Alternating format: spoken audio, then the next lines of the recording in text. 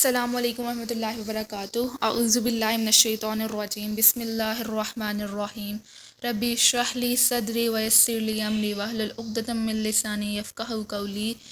یا مقلب القلوب ثبت قلبی علی دینک، آمین ثم آمین برحمتک ارحم الراحمین۔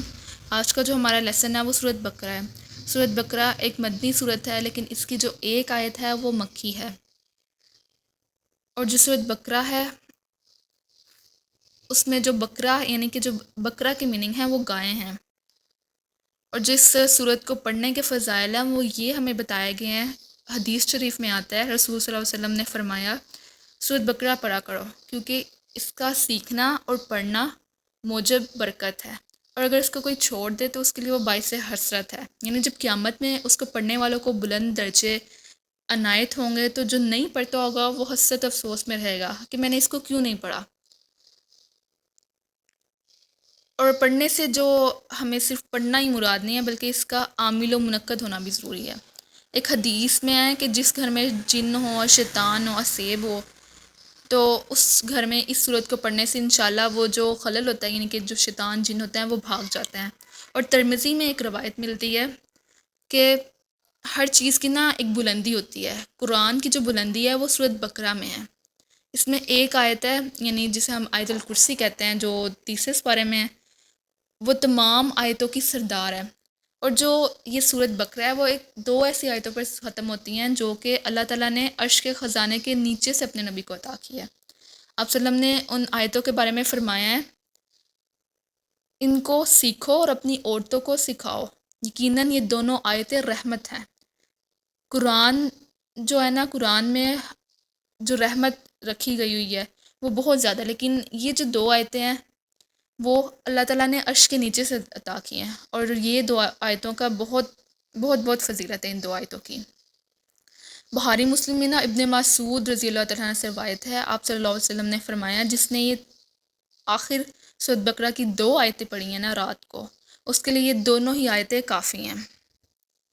باقی اس صورت میں بنی اسرائیل کا ذکر ہے، اور منافقین کا ذکر ہے، ایک بچھڑے کا ذکر ہے، اور بنی اسرائیل کا کافی زیادہ ذکر ہے۔ آگے جیسے جیسے ہم پڑھتے جائیں گے تو میں آپ کو بتاتی رہوں گی۔ باقی ہم شروع کرتے ہیں اپنا لیسن۔ بسم اللہ الرحمن الرحیم۔ الف لام میم۔ الف لام میم جو ہے وہ حروف مقطعات سے ہے، اور جو حروف مقطعات ہوتے ہیں وہ ایسے حروف ہوتے ہیں جن کے متعلق ہمیں کوئی بھی یعنی کہ کسی بھی طرح کی انفارمیشن نہیں ملی ہے۔ ان حروف کے متعلق آپ صلی اللہ علیہ وسلم نے بھی اور صحابہ کرام نے بھی خاموشی اختیار کیا، اور اس کے متعلق یہ بھی ہے کہ یہ جو حروف ہیں وہ ان کے معنی کسی کو بھی نہیں پتہ سوائے اللہ تعالیٰ کے۔ اور دوسرا یہ کہ اس کے متعلق صرف ایک ہی ہمیں حدیث ملتی ہے، اور حدیث یہ ہے کہ جو شخص حدیث میں یہ ہے کہ الف لام میم جو ہے وہ ایک حرف نہیں ہے، بلکہ یہ تین حرف ہے، یعنی کہ الف الگ ہے، لام الگ ہے، اور میم الگ ہے، اور جو ان کے ایک حرف پڑھنے پہ ہمیں 10 نیکیاں ملتی ہیں، یعنی کل ملا کے ہمیں 30 نیکیاں ملتی ہیں۔ آگے آتا ہے ذالکہ یہ، کتابہ کتاب، لا نہیں، ریبہ شک، فیہ اس کے بیچ، یہ وہ کتاب ہے جس میں کسی طرح کا شک نہیں ہے۔ اب اس میں کسی طرح کا شک نہیں ہے، اس سے کیا مراد ہے؟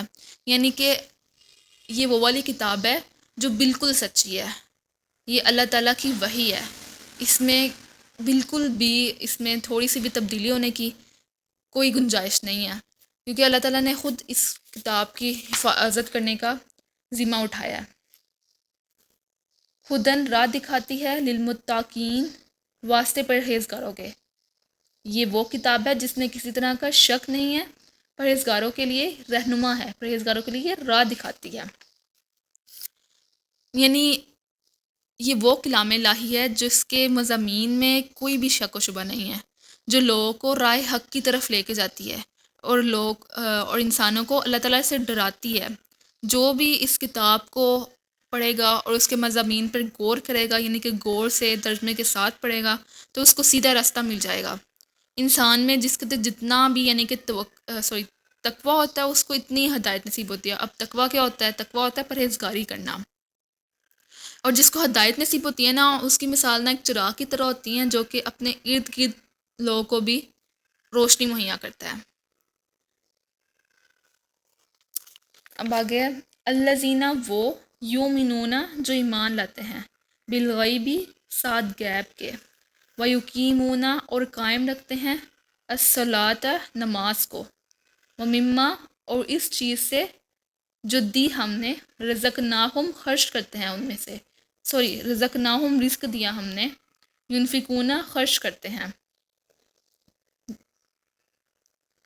جو غیب پر ایمان لاتے ہیں، نماز پڑھتے ہیں، اور جو ہم نے ان کو دے رکھا ہے اس میں سے رزق کو نیکی کی راہ پر خرچ کرتے ہیں۔ اب غیب پر ایمان لانا کیا ہے؟ غیب پر ایمان لانا ہے کہ جو ظاہر ہے اور جو ظاہر نہیں ہے، یعنی کہ غیب پر ایمان لانا سے مراد وہ ہوتا ہے جو کہ جسے ہم دنیا میں دیکھ سکتے ہیں اور جسے ہم دنیا میں نہیں دیکھ سکتے۔ اب دنیا میں ہم بہت سی چیزیں دیکھ سکتے ہیں لیکن جو نہیں دیکھ سکتے ہیں ہم اس پہ ایمان رکھتے ہیں، جیسے کہ اللہ تعالیٰ پر بھی ہم ایمان رکھتے ہیں، ہم اللہ تعالیٰ کو نہیں دیکھ سکتے ہیں، جنت و دوزخ پہ ایمان رکھتے ہیں، ان سب پہ ایمان رکھنا، فرشتے پہ ایمان رکھنا، اس حساب پر ایمان رکھنا، ان سب چیزوں پہ ایمان رکھنا، یہ غیب پر ایمان رکھنا ہوتا ہے۔ جو متقین ہوتے ہیں ان سب کو اللہ کے ارشاد سے وجہ سے حق و یقینی سمجھتے ہیں۔ اس سے معلوم ہوا ہے کہ ان کا جو امور غائبانہ ہوتا ہے، منکر ہدایت سے محروم ہوتے ہیں، یعنی کہ جو ان چیزوں سے انکار کر رہے ہوتے ہیں وہ ہدایت سے محروم ہوتے ہیں۔ اور اقامت صلاۃ سے مراد، یہ بہت سمجھنے والا پوائنٹ ہے، ایک ہوتا ہے نماز کو پڑھنا اور ایک ہوتا ہے نماز کو قائم کرنا، اور ادھر ہمیں حکم ملا ہے نماز کو قائم کرنے کا، اور نماز کو قائم کرنے سے کیا مراد ہے؟ سے مراد ہے باقاعدگی سے پڑھنا، نہیں کہ ریگولر وے میں پڑھنا، یہ نہیں کہ کبھی پڑھی کبھی چھوڑ دی۔ نماز کو قائم کرنے کا ہمیں حکم ملا ہے، نماز کو صرف پڑھنے کا حکم نہیں ملا ہے، تو ہم لوگوں نے نماز کو قائم کرنا ہے، صرف پڑھنا نہیں ہے۔ اور آگے جو ہے ذکر ہے وہ کہ اللہ تعالیٰ نے جو رزق دیا ہے اس میں سے خرچ کرنا ہے۔ انسان کو اپنے ارد گرد میں جو غریب لوگ ہوتے ہیں ان لوگوں کو بھی اپنے رزق میں سے کچھ حصہ دینے کا حکم دیا گیا ہے، زکوٰۃ نکالنے کا حکم دیا گیا ہے، صدقہ و خیرات کا حکم دیا گیا ہے۔ والذین اور وہ لوگ جو کہ یؤمنون ایمان لاتے ہیں، بما ساتھ اس چیز کے، انزلہ جو اتاری گئی، الیکا طرف تیری، اور وہ جو ایمان رکھتے ہیں جو کہ نازل کی گئی آپ صلی اللہ علیہ وسلم کی طرف۔ اس آیت میں آپ صلی اللہ علیہ وسلم سے مخاطب ہے کہ جو اس کتاب پر ایمان رکھتے ہیں، اے نبی جو اس کتاب پر ایمان رکھتے ہیں جو کہ تیری طرف نازل کی گئی، ماں اور جو انزلہ اتاری گئی، من سے قبلی کا پہلے، اور اس پر بھی جو کہ تجھ سے پہلے اتاری گئی ہیں، وبالآخرتی اور آخرت پر بھی، ہم کہ وہ یقینون یقین رکھتے ہیں۔ اے نبی وہ اس کتاب پر ایمان رکھتے ہیں جو کہ آپ پر نازل کی گئی، اور ان تمام کتابوں پر جو آپ سے پہلے نازل کی گئیں، اور آخرت پر بھی یقین رکھتے ہیں۔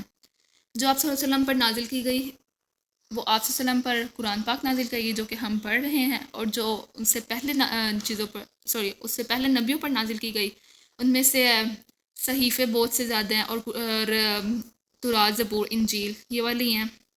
یہ سب چیزیں، ان سب چیزوں پہ جو ایمان والا ہوتا ہے وہ اس چیزوں پہ یقین رکھتا ہے، اور آخرت پہ یقین رکھتا ہے کہ آخرت نے ایک وقت پہ آنا ہے، وہ ان سب چیزوں پر بالکل اور پختہ یقین رکھتا ہے۔ یہ آج کا ہمارے لیسن کا پارٹ 1 ہے۔ باقی جو ویڈیو ہے یعنی کہ لیسن ہے اس کو ہم نے 2 ویڈیوز میں ڈیوائڈ کیا ہے کیونکہ ایک ویڈیو بہت لمبی ہو جاتی ہے۔ اب جو اس کا دوسرا ہے وہ دوسرے پارٹ میں ہم بیان کریں گے آگے کا لیسن۔